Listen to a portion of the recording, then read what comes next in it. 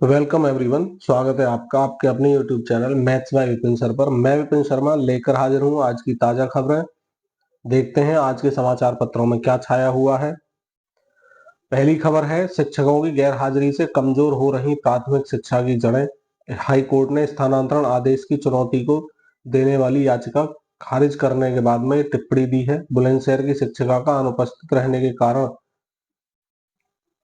किया गया था स्थानांतरण। इलाहाबाद हाई कोर्ट ने कहा है, शिक्षकों की गैरहाजिरी से प्राथमिक शिक्षा की जड़ें कमजोर हो रही हैं। अनुपस्थित रहने वाले शिक्षकों का सक्षम अधिकारियों को कानून के अनुसार सख्त कार्रवाई करनी चाहिए।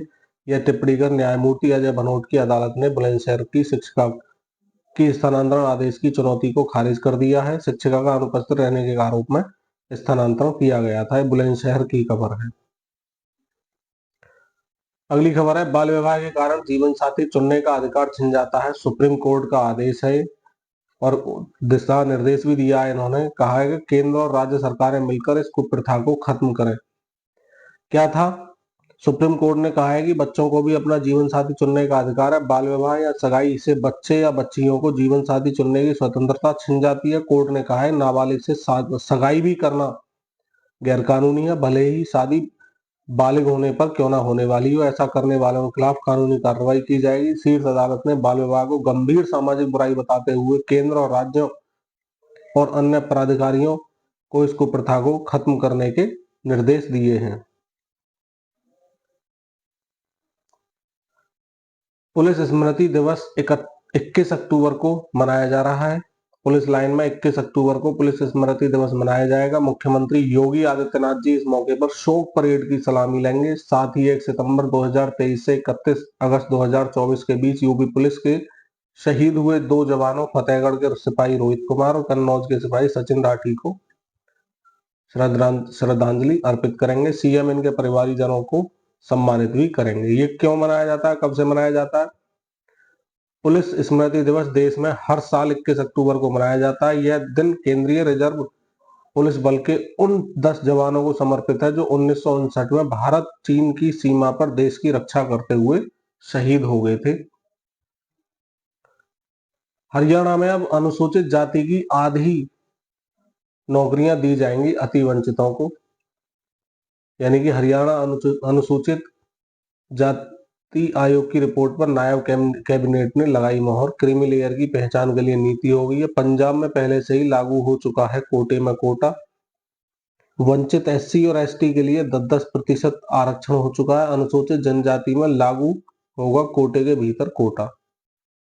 तो जो वास्तव में जिन्हें आज तक आरक्षण का लाभ ही नहीं मिला है, उन्हें लाभ देने की कोशिश की जा रही है सरकार द्वारा, तो उनके लिए बेनिफिट होने वाला है। अगली खबर है, प्राथमिक स्कूलों में प्रधान की 2304 सीटें हुई कम। प्रधान का मतलब प्रधान शिक्षक। बिहार पटना से खबर है, बिहार लोक सेवा आयोग बीपीएससी ने प्राथमिक विद्यालयों में प्रधान शिक्षकों के 40,247 पदों पर नियुक्ति के लिए संशोधित कोटिवार रिक्ति जारी कर दी है। प्रधान शिक्षक के जो संशोधित रिक्ति में सीटों की संख्या 40,247 से घटकर 37,943 हो गई है। रिक्ति में 2,304 सीटें कम हो गई हैं। विभिन्न वर्ग की महिलाओं के लिए पूर्व में 14,093 रिक्ति निर्धारित थी, अब 12,583 हो गई है। तो जो भी इसमें फॉर्म भर के अप्लाई करना चाहते हैं, आगे अपने अप्लाई कर सकते हैं। जेईई मेन के पैटर्न में बदलाव हो चुका है। वैकल्पिक प्रश्न अब नहीं होंगे। एनटीए ने विज्ञप्ति जारी करके बता दिया है कि सेक्शन बी में 10 के स्थान पर अब होंगे केवल 5 प्रश्न। सभी प्रश्नों का जवाब देना होगा अनिवार्य। पेपर 1 और पेपर 2 दोनों में होंगे बदलाव। तो एक खबर कल भी न्यूज़पेपर में आई थी, नहीं देखा है तो जाकर देख लेंगे। इस साल देश में दिवाली के पहले ही ठंड दस्तक देने वाली है। पश्चिमी विक्षोभ के चलते 24 से पहाड़ों पर शुरू होगी बर्फबारी।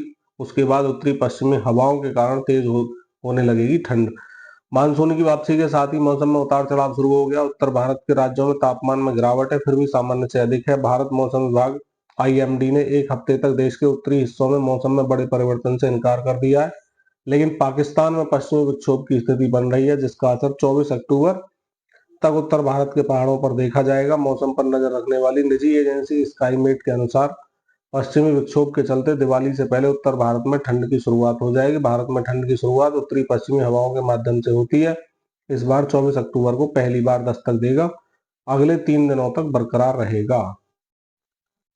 विद्यार्थियों के लिए विवरण ऑनलाइन करेगा यूपी बोर्ड। यूपी बोर्ड ने बहुत अच्छी पहल की है। अब तक क्या होता था, अभी तक विद्यालय के माध्यम से विद्यार्थियों को उनके विवरण दिखाए जाने की व्यवस्था थी और विद्यालयों में सभी विद्यार्थियों को न दिखाए जाने से संशोधन के आते हैं अधिक मामले। इसी को देखते हुए अब की बार ऐसी व्यवस्था कर दी है बोर्ड ने कि विद्यार्थी अपने आप भी पोर्टल पर देख सकते हैं कि हमारे फॉर्म भरने में क्या त्रुटि है। अगर त्रुटि है तो उसे सही समय पर सही करा लें।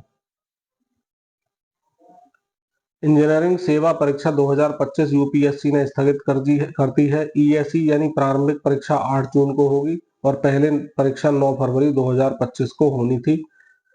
ये इसलिए किया ताकि अभ्यर्थियों को परीक्षा की तैयारी के लिए पर्याप्त समय मिल सके। गौरतलब है कि सरकार ने निर्णय लिया है कि भारतीय रेलवे प्रबंधन सेवा में भर्ती सिविल सेवा परीक्षा यातायात, लेखा और कार्मिक सब कैडर के लिए ESE, civil, electrical, mechanical, signal और दूरसंचार और स्टोर सब कैडर के लिए दोनों माध्यम से होने वाली है।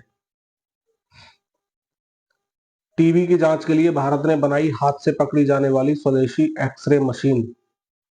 भारत ने टीबी की जांच के लिए स्वदेशी पोर्टेबल एक्सरे मशीन बनाकर इस बीमारी के खिलाफ लड़ाई में बड़ी उपलब्धि हासिल कर ली है। भारतीय आयुर्विज्ञान अनुसंधान परिषद आईसीएमआर के महानिदेशक डॉक्टर राजीव बहल ने कहा है कि हाथ में पकड़ी जाने वाली पोर्टेबल एक्सरे मशीन से टीबी का जल्द पता लग सकेगा और समय से इसका इलाज भी शुरू हो सकेगा। भारतीय मूल के विज्ञानी ने की प्रोटीन फंक्शन की खोज। यह उम्र संबंधित बीमारियों के इलाज के लिए नए रास्ते खोलेगा। हाल ही में proceedings of the national academy of sciences में हुआ था यह प्रकाशित। यह प्रोटीन उम्र बढ़ने से बीमारियों के इलाज के नए रास्ते खोलेगी। MANF के नाम से जाना जाने वाला ये प्रोटीन एक वर्ग इस प्रक्रिया में भूमिका निभाता है। शोध क्या है कि हमारा शोध कृमियों पर केंद्रित है, लेकिन निष्कर्ष सार्वभौमिक प्रक्रियाओं को उजागर करते हैं। MANF मनुष्यों सहित सभी जानवरों में मौजूद है। हम मौलिक और यंत्रवत विवरण सीख रहे हैं जिन्हें बाद में उच्च प्रणालियों में परीक्षण किया जा सकता है। तो कनाडा में मैकमास्टर विश्वविद्यालय में पदस्थ भारतीय मूल के विज्ञानियों के नेतृत्व में शोधकर्ताओं की एक टीम ने ऐसे प्रोटीन की खोज की है जो उम्र से संबंधित बीमारियों का इलाज करने में कारगर साबित होगा। खड़े रहने से रक्त संचार संबंधी समस्याओं का जोखिम अधिक बढ़ता है। कई शोध में आता है कि खड़े रहना चाहिए, ज्यादा कम बैठना चाहिए, लेकिन यहाँ एक नया शोध है। ऑस्ट्रेलियाई शोधकर्ताओं ने पाया है कि बैठने के बजाय खड़े रहने से हृदय संबंधी स्वास्थ्य में सुधार नहीं होता है। इससे रक्त संचार संबंधी समस्याओं का खतरा अधिक हो जाता है। समाचार एजेंसी सिन्हुआ ने बताया कि शोध में पाया गया है कि हर दिन 10 घंटे से अधिक बैठने से हृदय रोग और रक्त संचार संबंधी बीमारियों का खतरा बढ़ जाता है। यूनिवर्सिटी ऑफ सिडनी में चिकित्सा और स्वास्थ्य संकाय के अध्ययन के प्रमुख लेखक मैथ्यू अहमदी ने कहा कि मुख्य बात यह है कि बहुत देर तक खड़े रहने से गतिहीन जीवन शैली में कोई सुधार नहीं होता या कुछ लोगों के लिए संचार स्वास्थ्य के मामले खतरा भरा हो सकता है। हमने पाया कि अधिक समय तक खड़े रहने से लंबे समय से हृदय संबंधी स्वास्थ्य में सुधार नहीं होता और संचार संबंधी समस्याओं का भी जोखिम बढ़ जाता है। तो शोधकर्ताओं ने सिफारिश की है कि जो लोग नियमित रूप से लंबे समय तक बैठे या खड़े रहते हैं उन्हें पूरे दिन नियमित रूप से दोनों गतिविधि करनी चाहिए। ना तो ज्यादा देर बैठना चाहिए, ना ही ज्यादा देर खड़े रहना चाहिए। पीएम इंटर्नशिप देने को 250 से अधिक कंपनियां आगे आ चुकी हैं। मारुति सुजुकी ने सबसे अधिक 10,960 युवाओं को इंटर्नशिप देने के अवसर के लिए पंजीकरण कराया। योजना है क्या ये, वैसा इसके बारे में काफी कुछ बता चुके हैं पिछले दिनों। योजना के तहत इंटर्नशिप करने के लिए दिल्ली से मुंबई, कोलकाता 12 घंटे में पहुंचने वाले हैं। आप तकनीक का इस्तेमाल करने के आदेश दे दिए गए हैं। अधिकारी ने बताया वंदे भारत ट्रेनों को 160 से 200 किलोमीटर प्रति घंटा सेमी हाई स्पीड की रफ्तार से दूरी तय करने की पर्याप्त बिजली मिल सकेगी और ओएचई में ट्रिपिंग की समस्या भी समाप्त हो जाएगी। अधिकारी ने बताया कि रेलवे बोर्ड ने दिल्ली कोलकाता सहित दिल्ली मुंबई रेल मार्गों का स्काडा तकनीक लगाने का निर्देश जारी कर दिया है।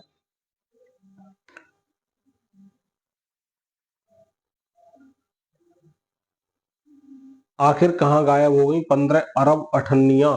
मुद्रा रिजर्व बैंक की अंतिम रिपोर्ट के मुताबिक बाजार में 1478 करोड़ अठन्नी, लेकिन प्रचलन में एक भी नहीं है इस टाइम। अठन्नियों का क्या हुआ, किसी के पास कोई आधिकारिक जवाब नहीं। अठन्नी आरबीआई की सबसे छोटी वैध मुद्रा है, बाजार ने इसका प्रचलन बंद कर दिया है।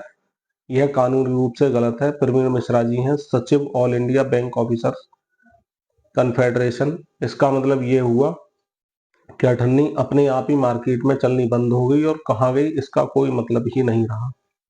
फिजूल खर्ची लोगों के लिए अक्सर आमदनी अठन्नी, खर्चा रुपया मुहावरा सुना होगा। यह मुहावरा तो कायम है, पर अठन्नी गायब हो गई है। चाय पान के ठेलों में भी अब अठन्नी नहीं दिखती।